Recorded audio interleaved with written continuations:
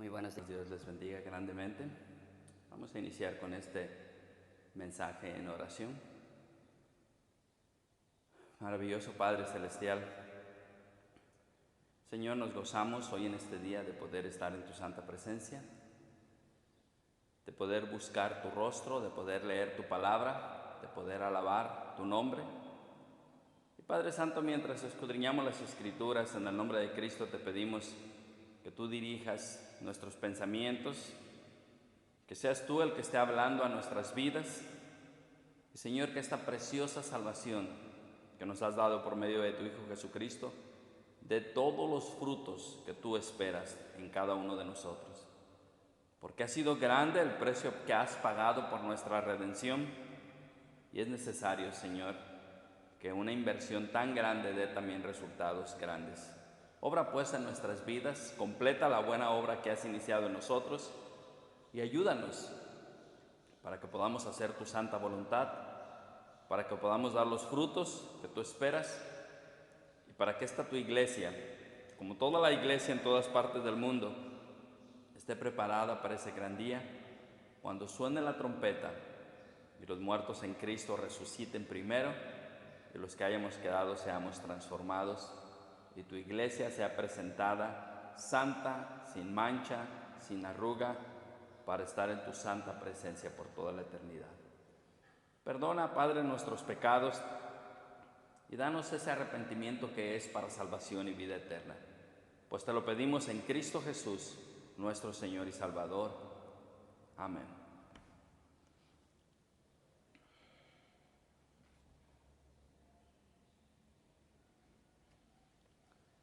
Continuamos, hermanos, en Colosenses. Hoy leeremos Colosenses 1, del 11 al 14. Y así nos dice la palabra de Jehová nuestro Dios. Fortalecidos con todo poder, conforme a la potencia de su gloria, para toda paciencia y longanimidad, con gozo dando gracias al Padre que nos hizo aptos para participar de la herencia de los santos en luz, el cual nos ha librado de la potencia de las tinieblas y trasladado al reino de su amado Hijo, en quien tenemos redención por su sangre, el perdón de pecados. Hermanos, pareciera que cuando escuchamos la palabra de Dios hay un número limitado de temas que continuamente se repiten. Comúnmente el hombre pregunta, ¿por qué en la iglesia se tiene que hablar tanto de pecado? ¿Por qué repetirlo y enumerarlos y decir que no van a entrar al reino de los cielos los que tales cosas hacen? Y dicen, esto ya lo sabe la gente. La gente no necesita estar oyendo este asunto del pecado y que se lo repitan. La gente necesita estar oyendo algo, otras cosas que los motiven, que les llenen de esperanza, que los esfuercen. Y en parte puede que tengan razón. El hombre continuamente necesita motivación. Pero es que el problema del hombre siempre ha sido el pecado. Ningún otro problema ha tenido tanto tiempo en la historia de la humanidad y ha traído tan grandes tragedias como el pecado. Por eso el apóstol Pablo, cuando está escribiendo a los colosenses, a los cuales considera ya parte de la familia de Dios, él les está hablando de que deben de estar fortalecidos con todo poder conforme a las potencias de la gloria de Dios. Esto como consecuencia va a traer paciencia y longanimidad, porque no es fácil el caminar cristiano, pero sin embargo esa seguridad que tenemos en Cristo ha de dar gozo para que continuamente estemos dando gracias al Padre porque nos hizo aptos de participar de la herencia de los santos en luz. Pero quiero empezar al final, porque al final el apóstol dice, el cual nos ha librado de la potencia de las tinieblas y trasladado al reino de su amado Hijo, y concluye con esto, en quien tenemos redención por su sangre, el perdón de pecados.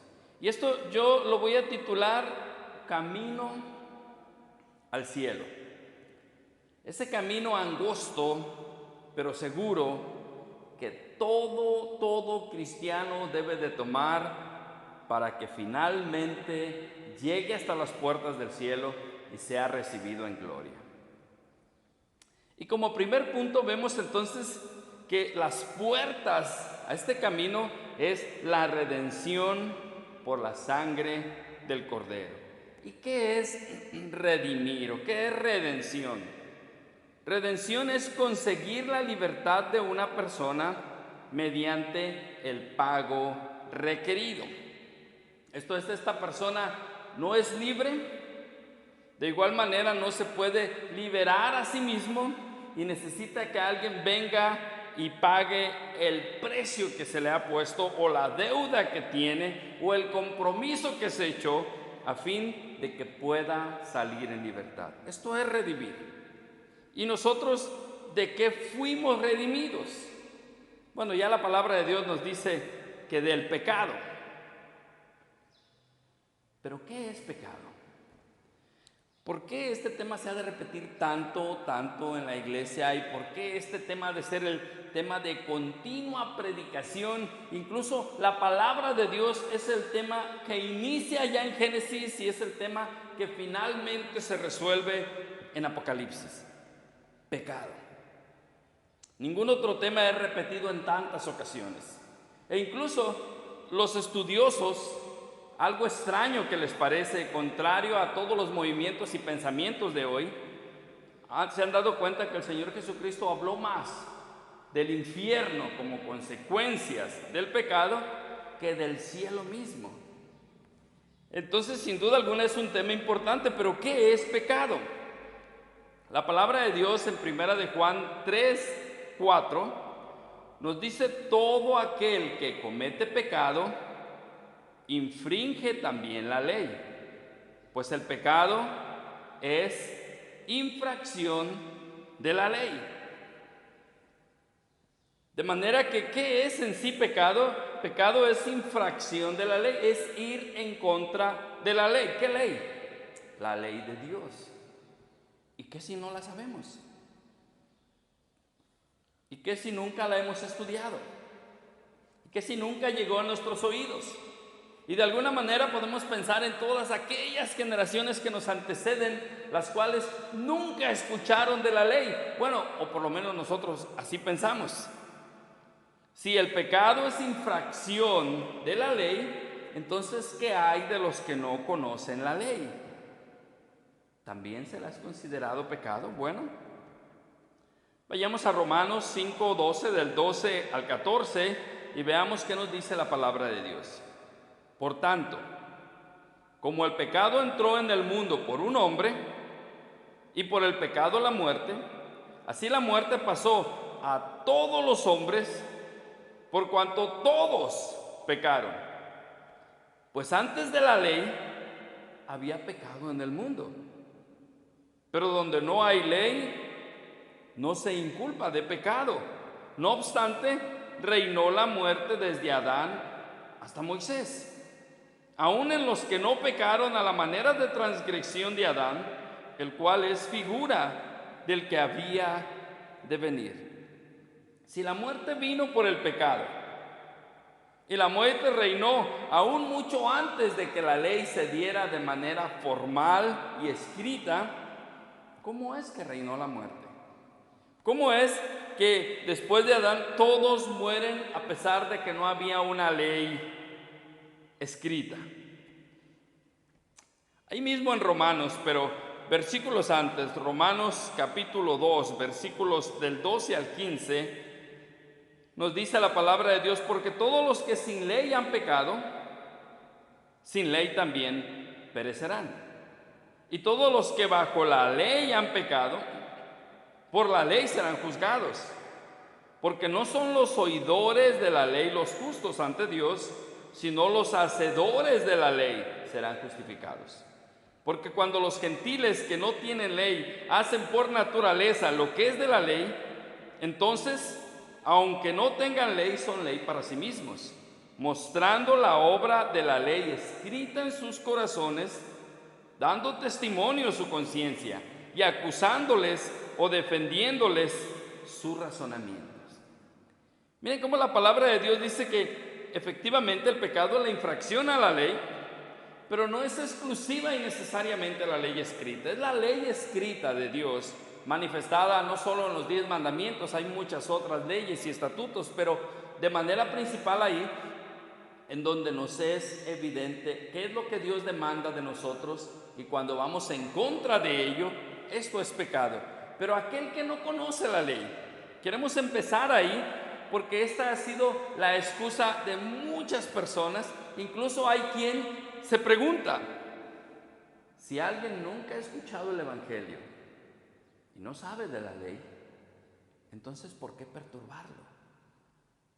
¿Para qué hablarle del Evangelio a fin de que tome una decisión? ¿Y qué tal si lo rechaza? ¿Qué tal si sella su condenación para siempre por haber rechazado el nombre del unigénito Hijo de Dios? ¿Qué no sería mejor dejarle así?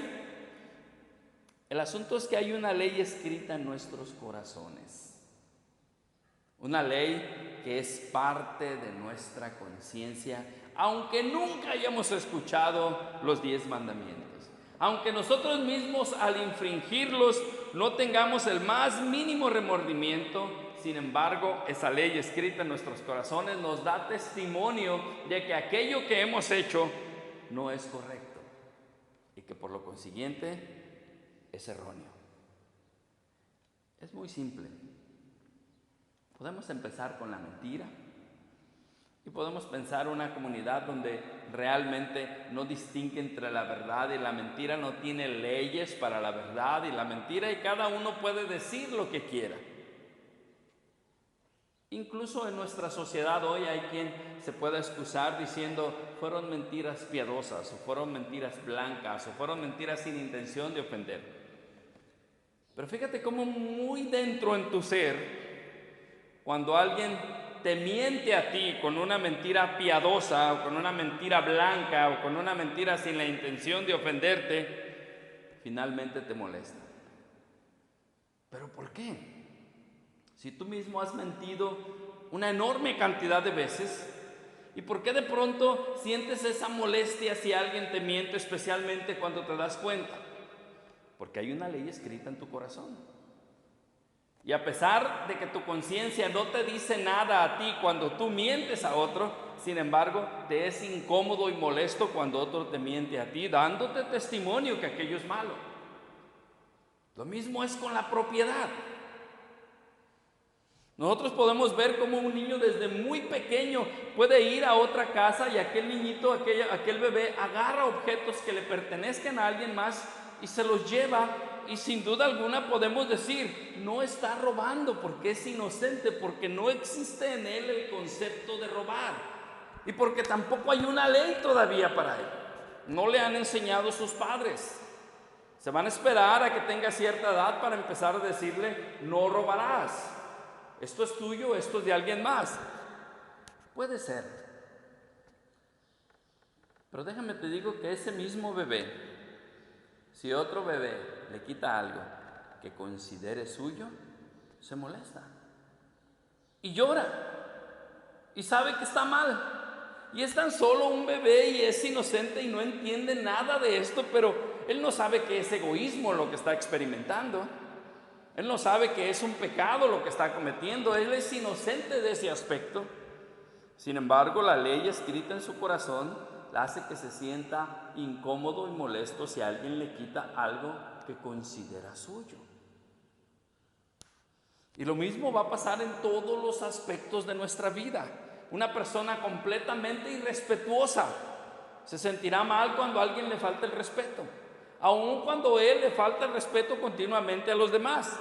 Una persona maldiciente y puede decir, yo así crecí, en mi casa todos maldicen, no experimento yo ninguna reacción negativa en contra de la maldición. Y sin embargo, el día que maldicen algo que él ama, algo que considera muy suyo o muy bueno o muy limpio o muy especial, experimenta molestia. ¿Por qué? Porque hay una ley escrita en nuestros corazones que le da testimonio a nuestra conciencia. Por supuesto que podemos defender nuestros razonamientos, como dice el apóstol Pablo, pero aquí lo que quiero empezar es que fuimos redimidos del pecado. ¿De cuál pecado? Del pecado que entró primeramente en Adán, al cual todos hemos heredado y tenemos esa inclinación, aun cuando no conocemos la ley, aun cuando ni siquiera sabemos qué es bueno y qué es malo. Ahí en nuestra conciencia, escrita en nuestros corazones, hay una ley que nos define y nos enseña lo que es correcto y lo que es incorrecto. Aún en el estado de absoluta inocencia, llegará el día en que la ley escrita pondrá mayor conocimiento. Pero la esencia está ahí y es capaz de juzgar a todo hombre en todo lugar. Por eso es que no hay nadie que tenga excusa. No hay generación o nación o tribu o persona alejada de la sociedad que un día pueda llegar y diga: yo no sabía lo que era pecado, no sabía lo que era malo, no distinguía entre el bien y el mal, así pasé toda mi vida. ¿De qué se me juzga? Hay una ley escrita en tu corazón.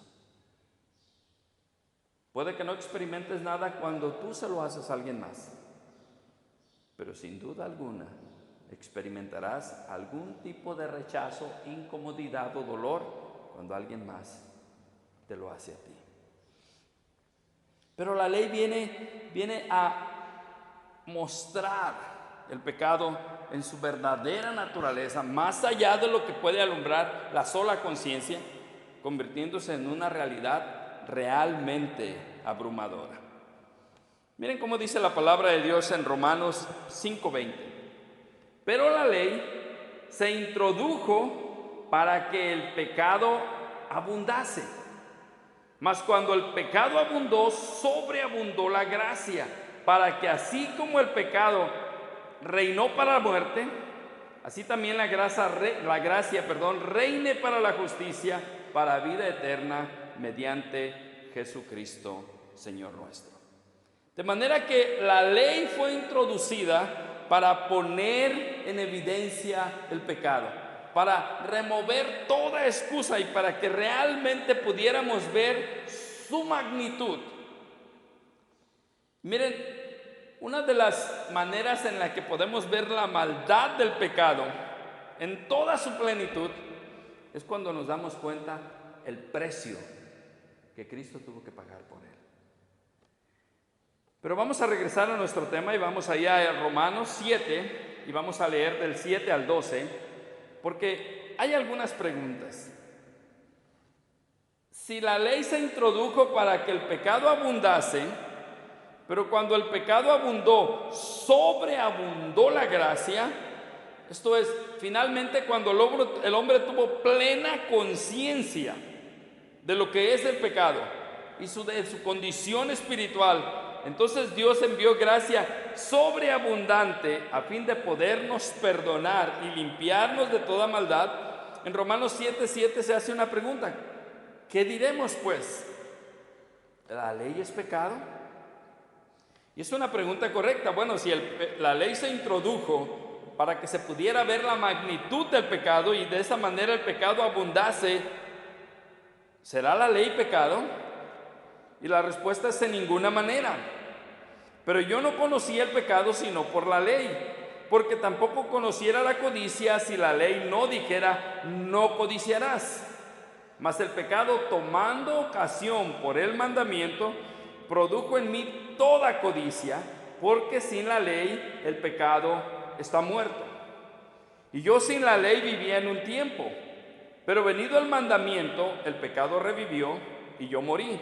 Y hallé que el mismo mandamiento que era para vida, a mí me resultó para muerte, porque el pecado, tomando ocasión por el mandamiento, me engañó y por él me mató. De manera que la ley a la verdad es santa y el mandamiento santo, justo y bueno. Pero se topa ahí con nuestra naturaleza. Entonces, ¿qué es lo que vino a hacer la ley? La ley vino a demostrar cuán pecaminosos somos tú y yo, porque empezó a definir qué es lo que hacíamos y cuán contrario era con la voluntad de Dios. Y por eso, especialmente los bautistas, creemos que todo niño, antes de que deje esa edad de inocencia en la cual tiene plena conciencia del pecado, heredará el reino de los cielos. Y no solamente nos basamos en pensar como el Señor Jesucristo: dejad que los niños vengan a mí, porque de ellos es el reino de los cielos, sino que también entendemos que el pecado toma lugar precisamente en la ley, en el sentido en el cual tienes conocimiento de lo que es bueno y de lo que es malo.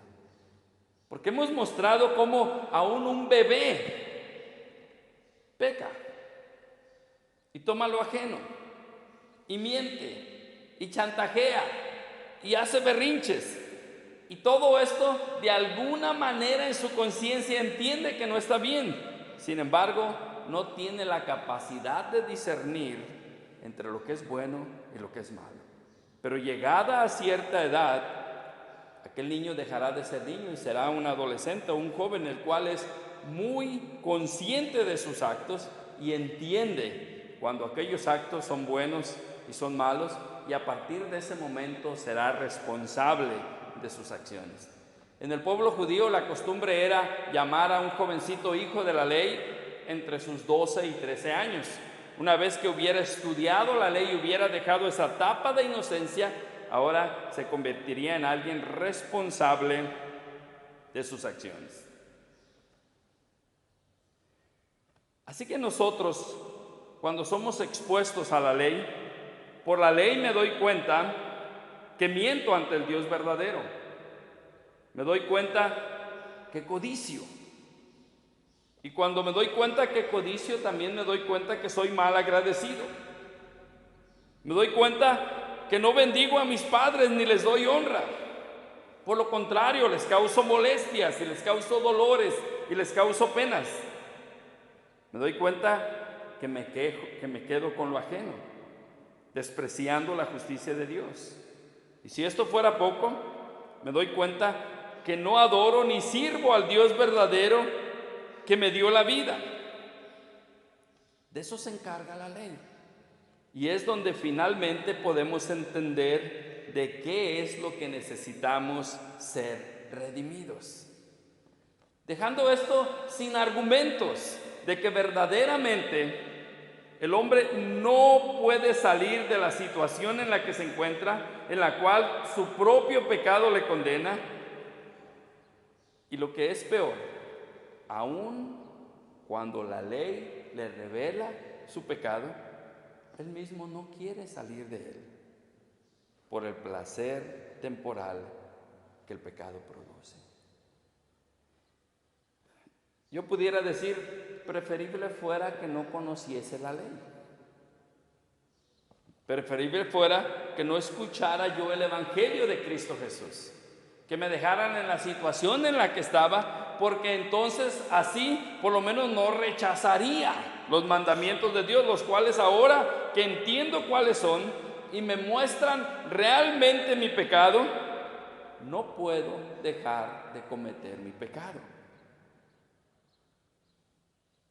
Porque siempre el pecado produce un placer temporal. Para muestra podemos decir que basta un botón. ¿Te has vengado alguna vez? ¿Has tomado represalias contra alguien que te ha ofendido, te ha lastimado, ha destruido algo tuyo o te ha quitado algo?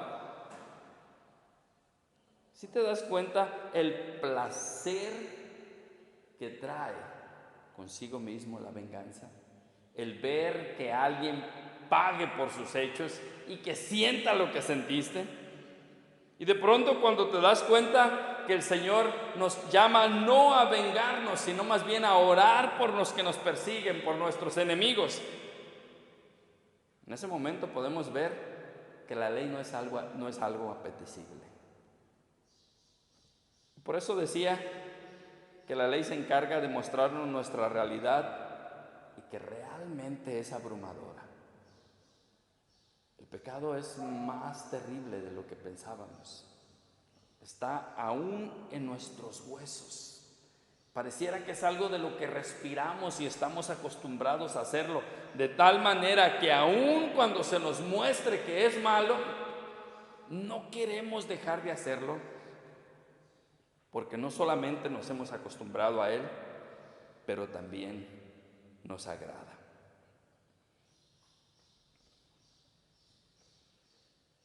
Sin embargo,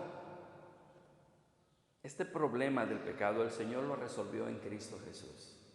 Aún allá desde un principio en Génesis, cuando Adán y Eva pecaron y el Señor cubrió su desnudez con pieles de animales, el Señor desde antes de la fundación del mundo planeó nuestra salvación. Porque si pudiéramos ver la historia de la humanidad, vemos que el primer grande problema fue el pecado, pero también la solución fue y es Cristo. Allá en Romanos 5:6, así nos dice la palabra de Dios: porque Cristo, cuando aún éramos débiles, a su tiempo murió por los impíos. Ciertamente apenas morirá alguno por un justo.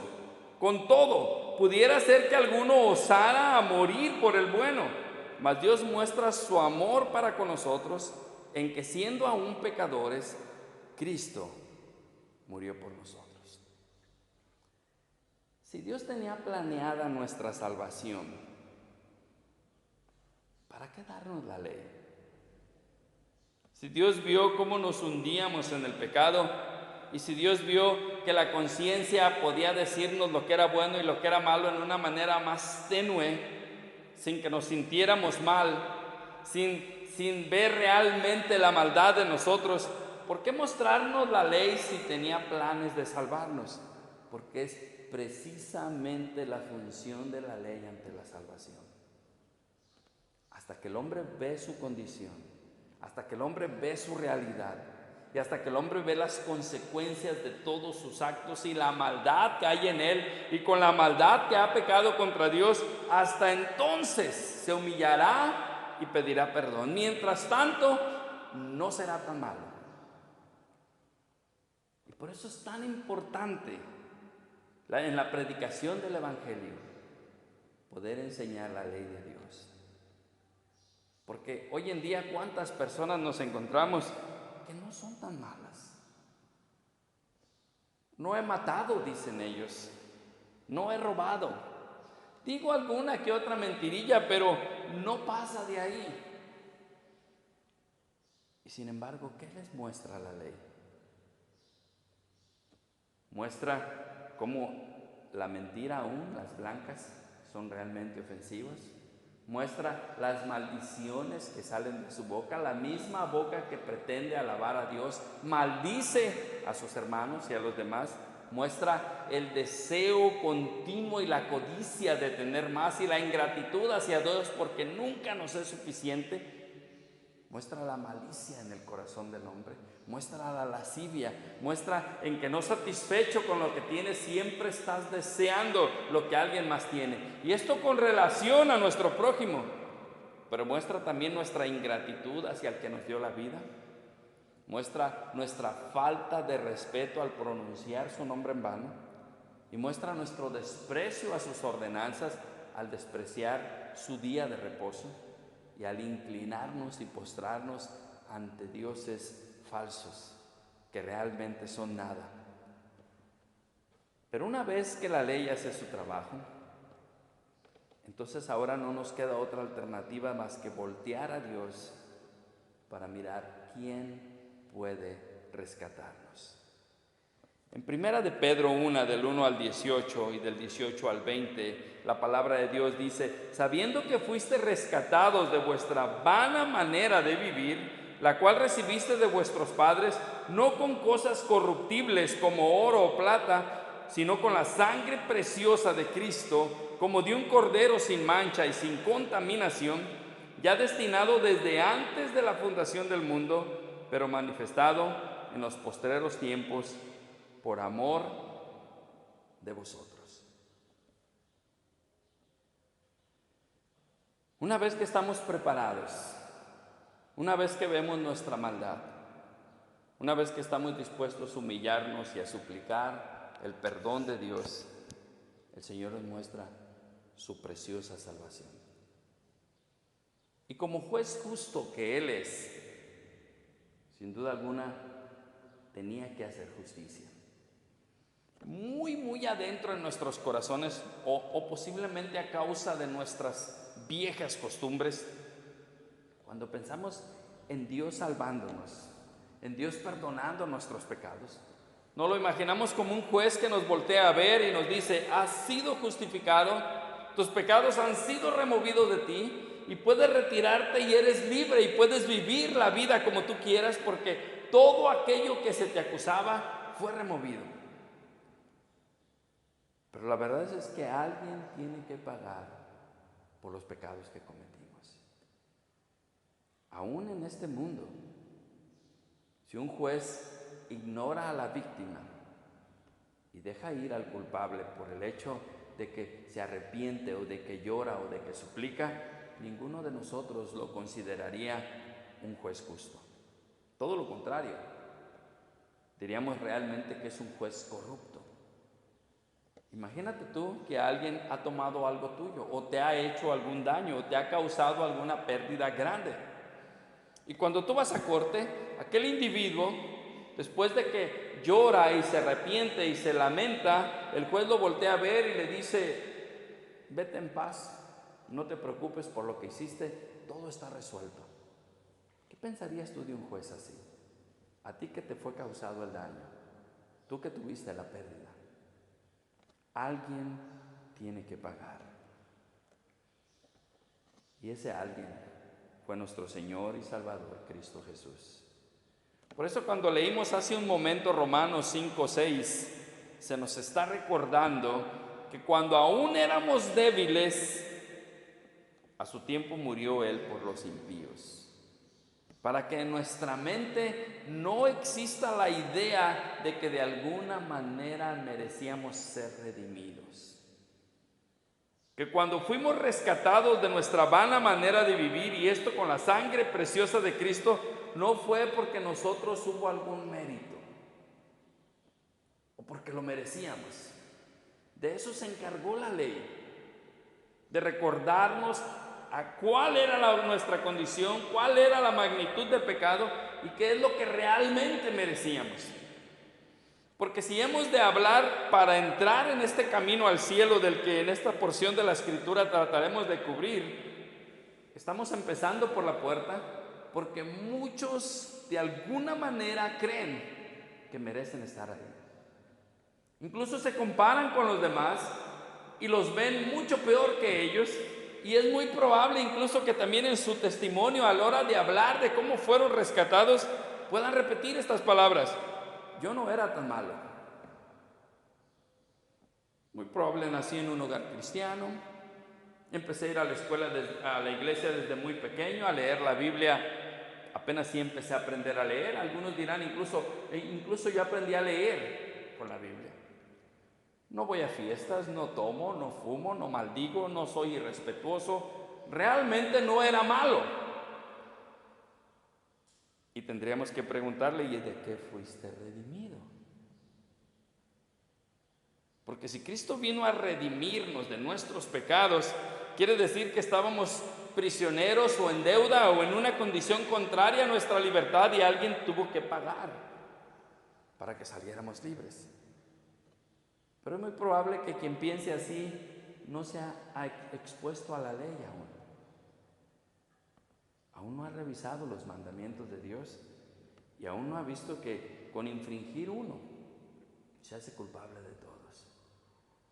Porque para vida de ser justificado por la ley, necesitas ser perfecto en todo tu proceder.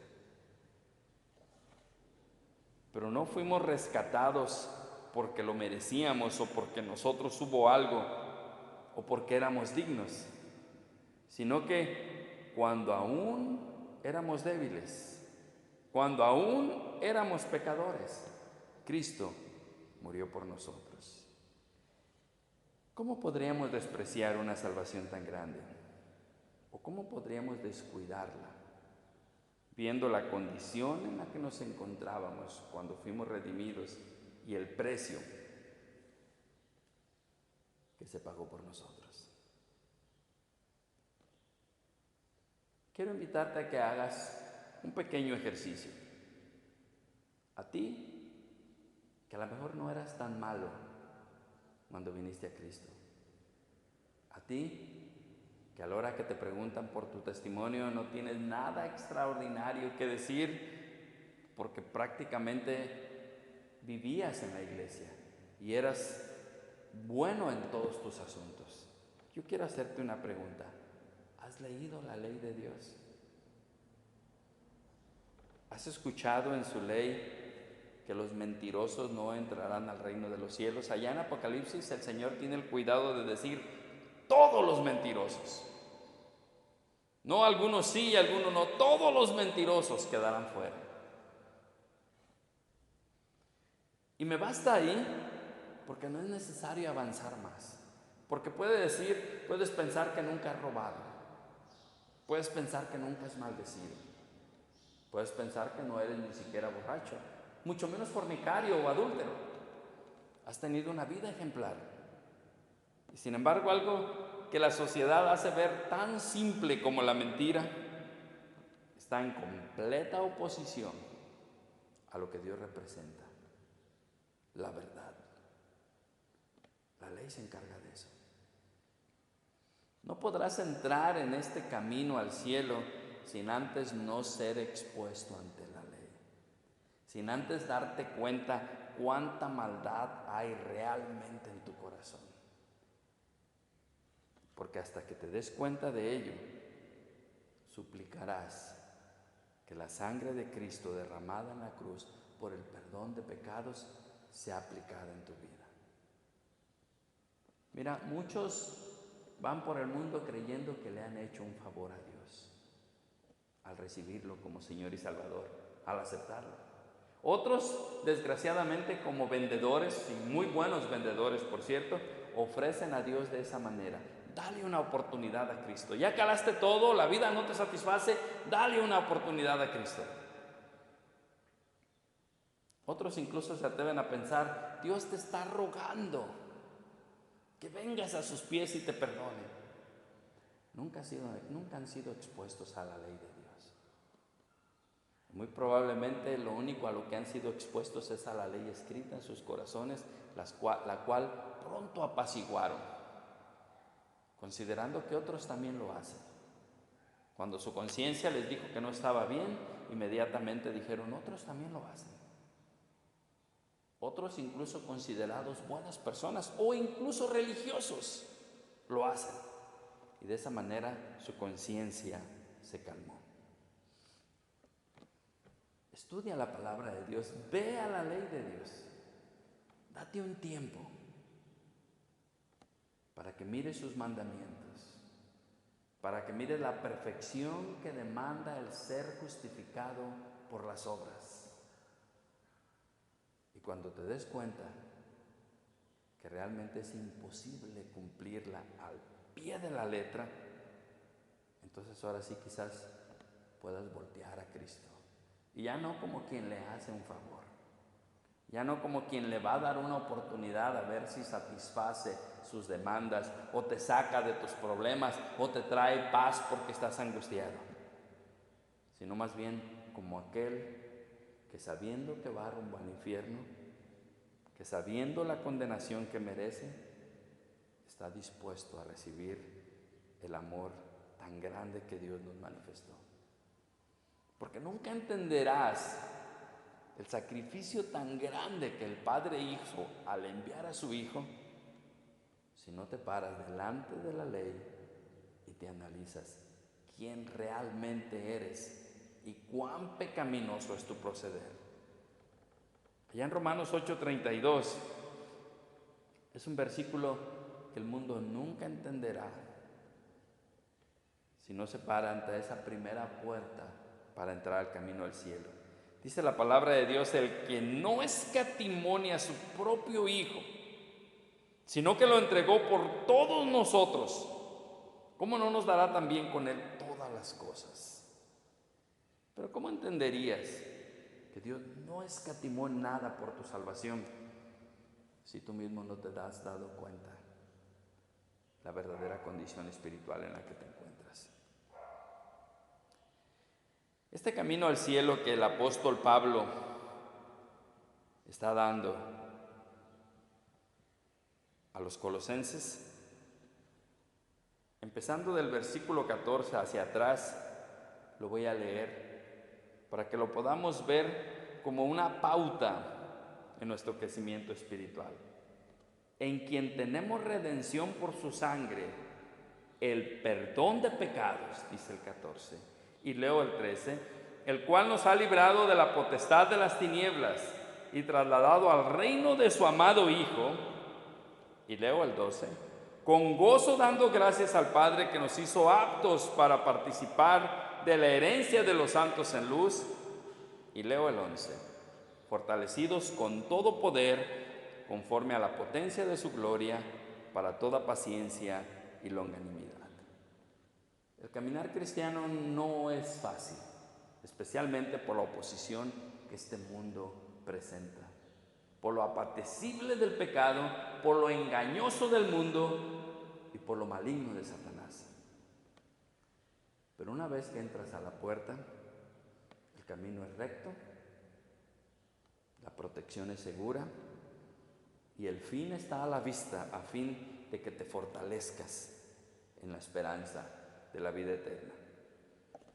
Pero ese camino empieza ahí. Tienes que ir a la ley de Dios. Tienes que ver realmente cuán pecaminosos son tus obras y tus acciones, y te puedas ahora sí humillar y recibir esa preciosa salvación que Cristo Jesús nos ofrece. ¿Lo harías hoy?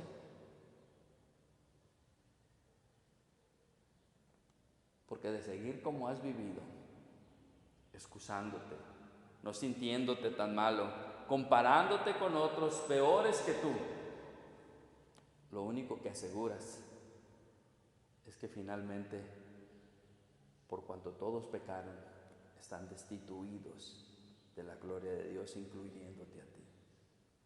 Si estás esperanzado en que hay otros peores que tú, esos peores que tú muy probablemente, así como le pasó a los fariseos, se te adelanten cuando, reconociendo su maldad, busquen la salvación en Cristo Jesús. No esperes esa tragedia. Busca a Cristo hoy. Humíllate en su presencia, reconoce la maldad que hay en ti y pide perdón. Él no fue enviado a condenarte. Tú ya estabas condenado y tu propia conciencia inició esa obra. Él no vino a condenar al mundo, sino para que el mundo fuese salvo por Él. Pero todo camino tiene que empezar en algún lado. Y sin arrepentimiento no hay perdón de pecados. Y sin ley no hay arrepentimiento. Porque no hay conciencia de pecado sin la ley. Vamos a orar. Pero yo quiero invitarte a que te tomes tu tiempo para leer la palabra y que para que la ley la tomes como un espejo y te observes.